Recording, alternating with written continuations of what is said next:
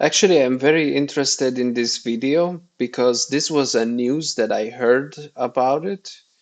I think a couple of months ago. I cannot remember, like 4 or 5 months ago, I think. And I was very, very concerned because this, to be honest, is a path to war. If this is, I mean, I do believe we're already in a path to war, but this one is much more dangerous than ever before. Are U.S. Special Forces permanently stationed in Taiwan just 3 miles away from mainland China? In early 2024, Taiwan United Daily News ran a story stating that U.S. Green Berets were building permanent bases on the offshore island of Kinmen and Penghu. You can actually see China's skyscrapers with the naked eye from there. Bro, This crazy. news was a major shock to the world and was rerun by dozens of outlets. It's the very definition of big if true, because it would reverse decades of US foreign policy and cross one of China's biggest red lines that they've signaled would trigger all out war. But a decision Just to let you know, I do believe we are already in a path to war. So for me, like World War III is almost inevitable.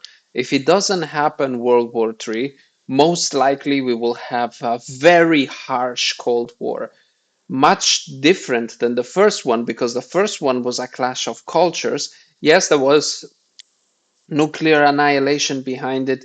This time is a little bit different because there is no culture clash, right? Everybody has accepted capitalism as their, main. Even the Chinese that they think that they are communists, they're not, right? They have state capitalism. We can define it as that. But there is no long, like people are on social media, everybody around the world does more or less the same thing that the West does, just a variation of it, right? So there is no culture clash. But what is happening is what happened also in the past, meaning Germany, when it became powerful, then they wanted to be the first on top of the UK, right? And on top of the British Empire. And once that happens, the previous power tries to stop the other power to raise, and that usually creates the path to war. And step by step, we're getting closer to that.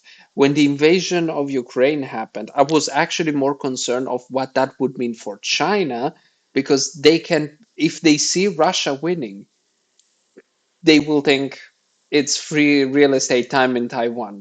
And I think that they actually know this very well and are preparing for that. And the response of the US towards that aggression that will happen 100% in the upcoming years will be the defining answer between peace or having World War III. With the two blocks almost already laying down to us, meaning Russia and China with all of their closest allies, North Korea, Iran, which is a lot of people. We're talking about a, at least almost 2 billion people marching against the West, who is another roughly 900,000 to a million people, 900 million to a billion people. But imagine just a clash like that using technical nuclear, and again, if it happens, a full blown nuclear war, which I hope they will always prevent, even if they are inside of a war, which I'm telling you will not happen because people get crazy, especially when they are losing a war. Then I think this is the end age. decision like that would have to be cleared by the US Indo-Pacific Commander Admiral John Aquilino. He's the guy in charge of operations in this region. Here's what he had to say about the story when the US House Armed Services Committee asked him about it. Congressman, first let me just say the article is incorrect. There is no permanent stationing of U.S. forces there. That is just Okay, inherently fair. inaccurate. So the US government is Okay. firmly denying that's the case. The denial is consistent with the broader US foreign policy of strategic ambiguity regarding Taiwan. Yeah. So the big question is, are these soldiers actually permanently deployed or rotational?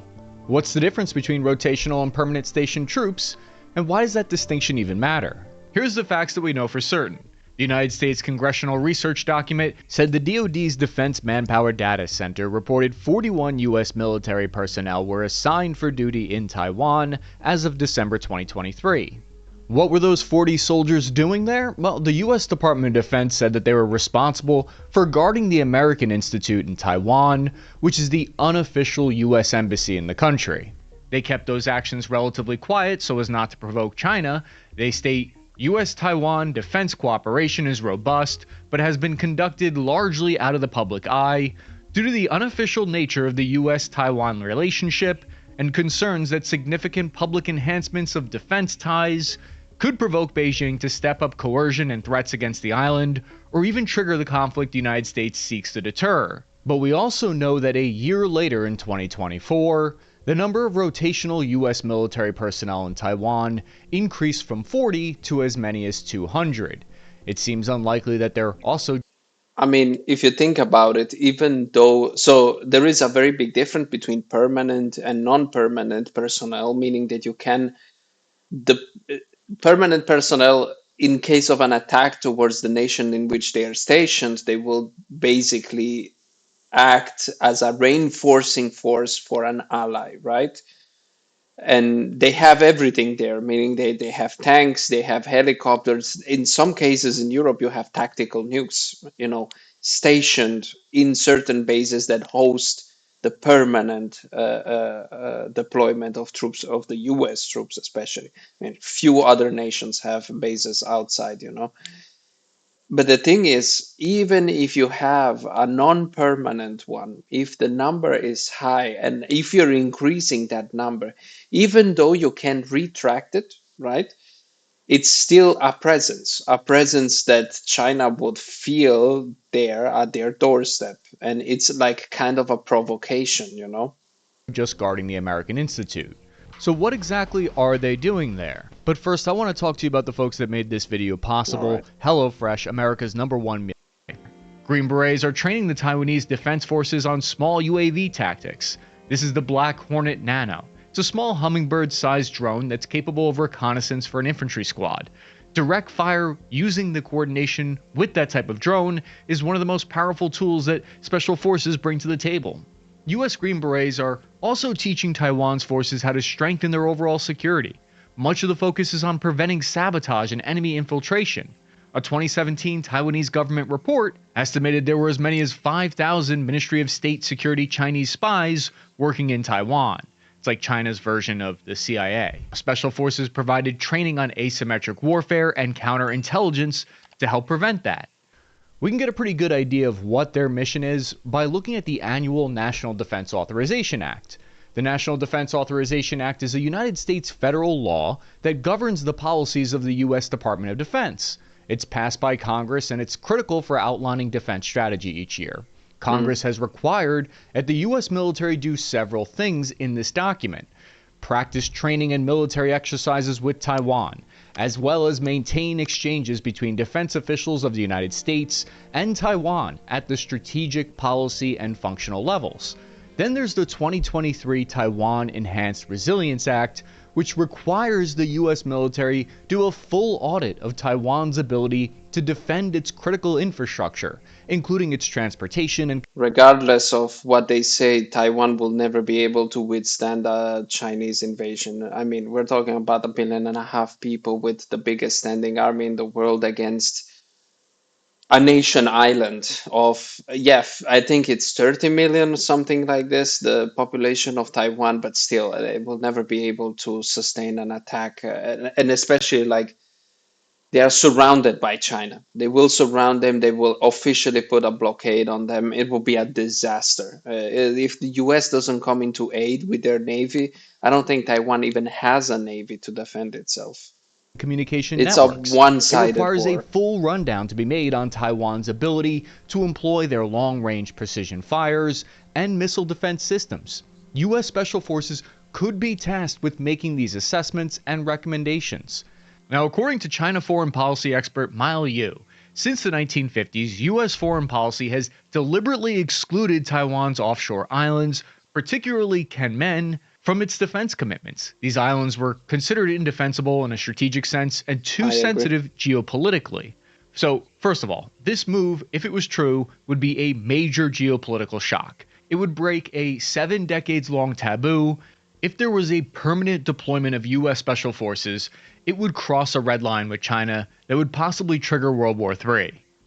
This is part of the reason why the distinction between permanent and rotational troops is crucial. Permanent station troops have a longer duration, so that can mean that you're sent to a country for an entire year or Yeah. more instead of just a few months. This requires infrastructure that includes established dedicated bases. Sometimes troops are Yeah, there what I on was rotations saying. of 4 years. It includes housing, support infrastructure like English language schools, and family support facilities that would be visible from satellite imagery or from other surveillance techniques from China. Soldiers would bring their wives and children with them on permanent stations. It requires laws signed between the US and the host True, nation that cover what true, happens if a young E2 soldier, a private, commits a crime in a foreign country, for true. instance. There's a lot of red tape there, which would indicate publicly to China that the US was stationing a permanent troop presence in Taiwan.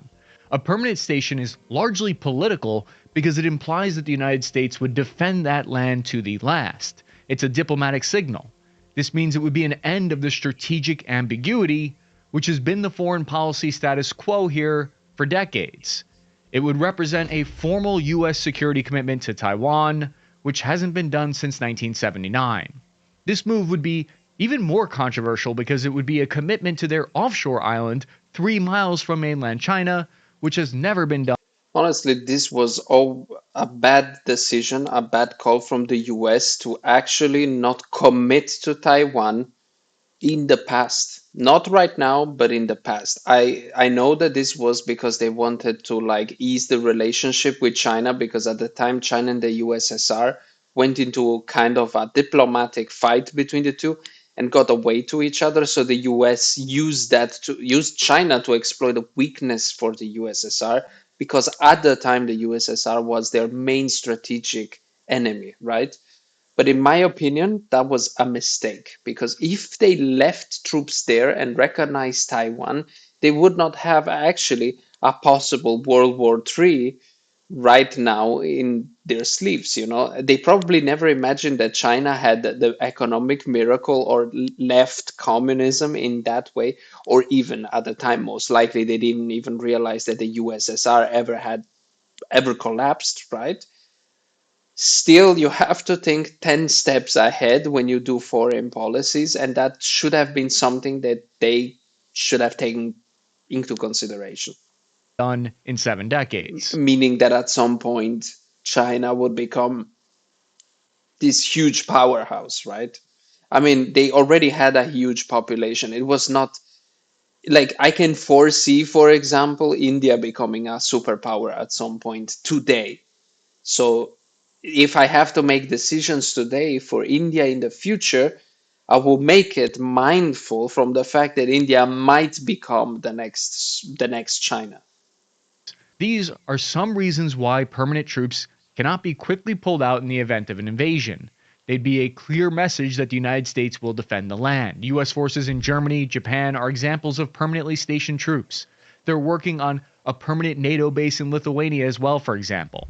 Now, on the other hand, rotational troops they're more flexible, dynamic of a presence that can adapt to changing strategic needs. A perfect example of rotational troops were the US Army soldiers who were training in Ukraine in February of 2022. They were there up to 3 days prior to Russia's invasion of Ukraine. Washington was able to easily pull them out of the country, though. If they were a permanent station of troops, pulling them out would have been a much bigger deal and would have likely meant direct war between Russia and the United States. It would make a very big difference if soldiers were no longer just rotating in for 2 weeks, training, having a drink, catching a quick XTD, and then coming back home. Permanent bases are also about foreign policy and diplomacy. Whether you slap a permanent or rotational label on them makes a huge difference, even though a soldier is a soldier. It might sound like a minor distinction, it might sound like I'm splitting hairs, but the difference between permanent and rotational status of troops can be the difference between routine training and World War III from the perspective of both the United States and China.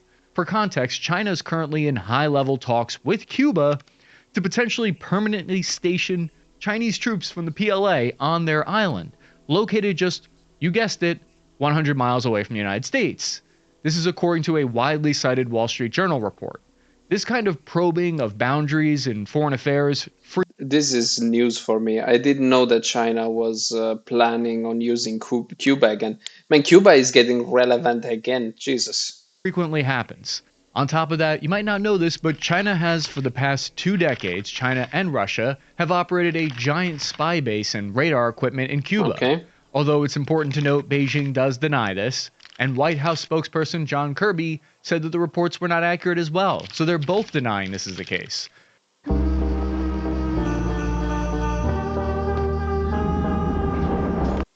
Another hint about whether US troops are actually deployed to Taiwan comes to us from statements made by the Chinese government.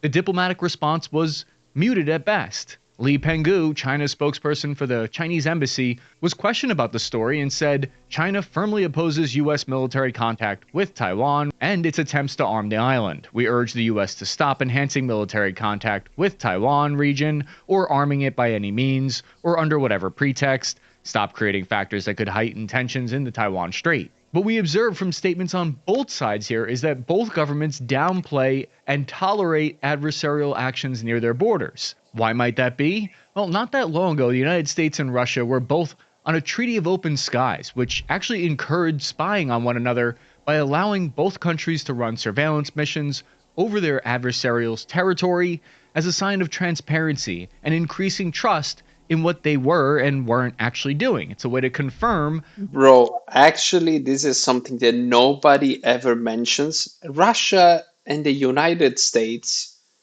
are enemy. They are enemies on paper, but their agencies and deep down, very deep down, their governments are not as much as of an enemy. So they realize that they are geopolitically against for historical reasons and because they are two large powers. But I'm telling you, the two nations talk way more than you think they do. The US has to pursue their own agenda, right? But Russia has to pursue their own agenda as well. And those two things 100% clashes between each other and leads to war, proxy wars, and things like this. But they both accept that. They are fine with that because they know that they will never be friends on that paper. But they know also that they both have enormous nuclear capabilities.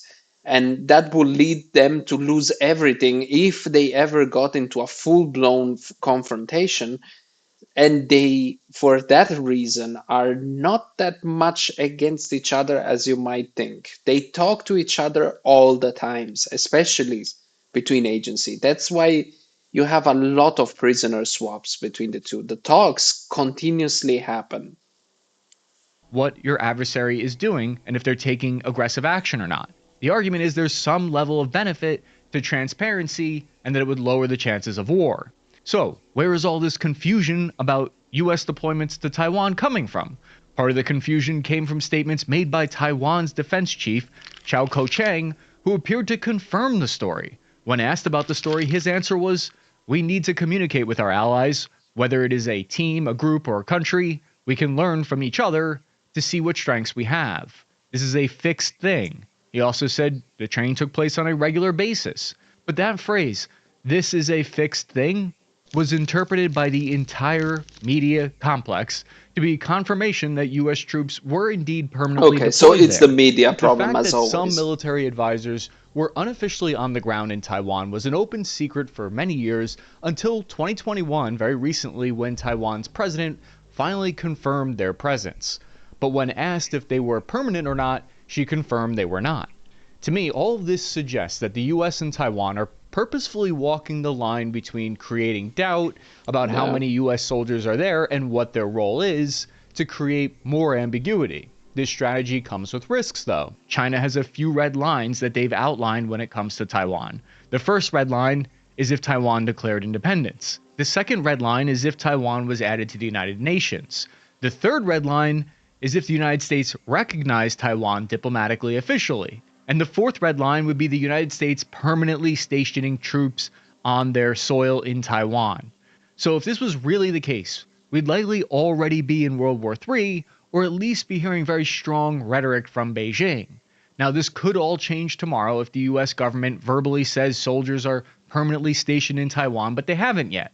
Don't get me wrong, the United States has about 800 foreign bases around the world, 40 Bro, that's fucking crazy. Look at the map.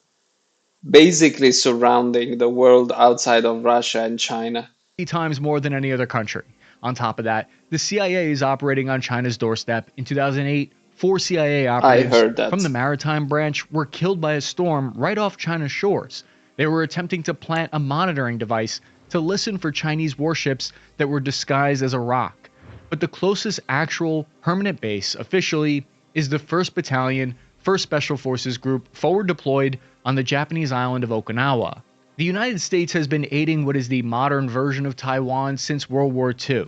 America provided fighter pilots, planes, and $200 billion worth of aid to help them defeat Japan. So when the Taiwanese Kuomintang were defeated and retreated to Taiwan, they signed the Mutual Defense Treaty with the United States to continue their alliance. The United States government claims that their forward deployed forces in the Western Pacific are a legacy of this World War II posture. As a result of this treaty, the U.S. permanently stationed 30,000 troops in Taiwan at one point at its peak in the late 1960s. Fighter bomber squadrons, tactical missile squadrons, and even nuclear weapons were there. During this time, China attempted to forcibly retake Taiwan. During both events, the small islands of Matsu and Kinmen were heavily targeted by PLA artillery and were subsequently turned into island fortresses. However, no islands under the control of the Kuomintang were ever taken by the communist forces. After serious threats of nuclear weapons made by US President Eisenhower and the introduction of Western donated weapons into Taiwan's arsenal, the CCP gave up on their attempts to capture any part of Taiwan for many years. This is why it's no small matter about the status of US soldiers in Taiwan. There's a lot of historical baggage here. This stalemate continued until 1979. That's when the US government announced the normalization of US PRC relations on January 1st, Yeah, and I think that this was done in response, as I was saying, to the USSR actually drifting away from China. But I might be wrong. I don't.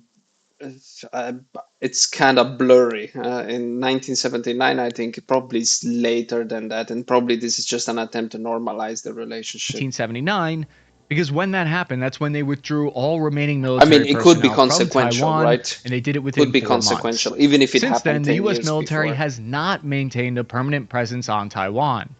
If it were true and there were permanent forces stationed there, they would either act more effectively as a deterrent or they could trigger a full blown war.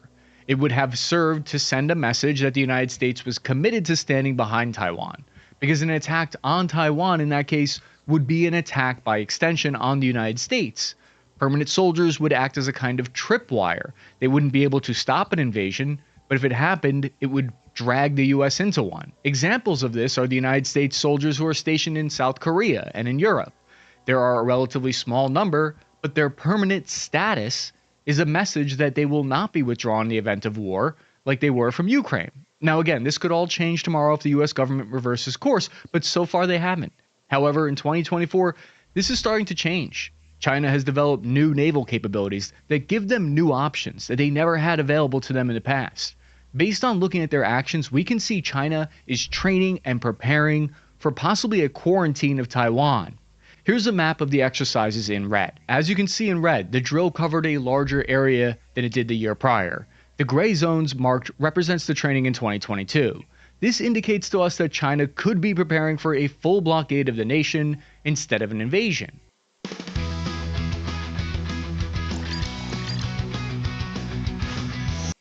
We know from the National Defense Authorization Act and the Taiwan Enhanced Resilience Act, Section 5502 states the purpose of the act is to help Taiwan to build capabilities to enable Taiwan to delay, degrade, and deny attempts by the People's Liberation Army to A. conduct coercive or gray zone activities, B. to blockade Taiwan like we were just talking about, or C. to secure a lodgment of any islands administered by Taiwan. They're clearly talking about the islands that Taiwan administers of Kinmen and Penghu that we were talking about in the beginning. What's the difference between a blockade and quarantine? A quarantine uses Coast Guard and police maritime units to cut off access to ports and control the flow of supplies instead of outright cutting it off. Yeah, but at that point, you're talking about war, you know? That's a kind of a declaration of war at that time. If you block their ports, it's basically a declaration of war. Like a blockade. What's the benefit of this approach for China? According to this humanitarian law website, a blockade is an act of war that is regulated by international law. Therefore, China would need to be Still, careful implementing this strategy so as not to unintentionally escalate their gray zone operations into an open conflict. How would China go about enforcing a blockade or a quarantine? According to after action analysis by John Dotson and Jonathan Harmon at the Global Taiwan Institute, the military exercise operation was divided into 5 main operational areas. Zones in the southwest, west, northeast, and southeast involved a total of 19 Chinese Navy ships, 16 Coast Guard vessels, and 49 aircraft. While areas closer to the key ports of Taipei were concerned about Chinese Navy ships, outlying islands closer to China were in exercises usually include several partner nations. China's joint means military operations in coordination with its various Coast Guard and militia units. Experts believe the drill was short and limited so as to make logistics easier to plan for China. This, along with the A designation alongside the year, indicates that China may expect to conduct more short fuse exercises around Taiwan later this year as either a means of punishment or a way to normalize these military exercises for people on the island. Either way, it puts pressure on Taiwan. These exercises are not just military drills, but strategic messages aimed at both Taiwan and its. to be honest, I think they will invade at some point. Not maybe now, but in 2 years' time, I think so. I think that they are waiting just that the war in Ukraine is over. For one simple reason, they want to see really how it looks like to have the West against you, and they're already preparing for that. Like if you see, the Chinese government is making it's really setting himself up for a war and for all scenarios. They have large stocks of grains. They have they are preparing their navy.